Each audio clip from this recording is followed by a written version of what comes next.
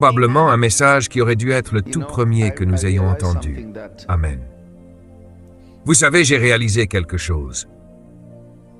Même dans le discipulat, lorsque quelqu'un est édifié dans le Seigneur, il y a certaines choses qui doivent être confrontées très tôt.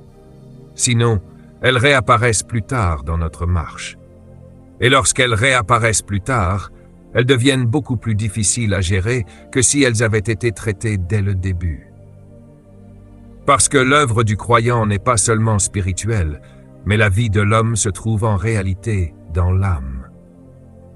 C'est pour cela qu'un esprit renouvelé est extrêmement important. Parce que l'esprit n'est pas le cerveau. Le cerveau est une manifestation physique de l'esprit. Le cerveau contrôle notre corps physique.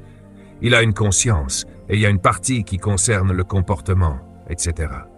Si vous connaissez la neurologie, vous voyez de quoi je parle. Je survole un peu le sujet, mais changer son cerveau et changer son esprit sont deux choses différentes. Amen. L'esprit et le cerveau ne sont pas la même chose. Oui, et beaucoup de croyants travaillent sur leur cerveau, mais pas sur leur esprit. Et non seulement ils ne travaillent pas sur leur esprit, mais ils ne travaillent pas non plus sur leur âme. Car lorsque vous lisez Genèse chapitre 2, allez à Genèse chapitre 2, lisez les versets 6 et 7. Genèse 2, versets 6 et 7. Il monta de la terre une vapeur qui arrosa toute la surface du sol. Et l'Éternel Dieu forma l'homme de la poussière de la terre. Il souffla dans ses narines un souffle de vie, et l'homme devint une âme vivante. Remarquez ceci, Dieu a soufflé en l'homme, et l'homme est devenu quoi? Une âme vivante. Pas un esprit vivant. Une âme vivante. Waouh! Cela ne veut pas dire que l'homme n'est pas un esprit. L'homme est bien un esprit. Mais la perception de l'homme provient principalement de l'âme. C'est pourquoi une personne aujourd'hui peut rencontrer Dieu d'une manière miraculeuse.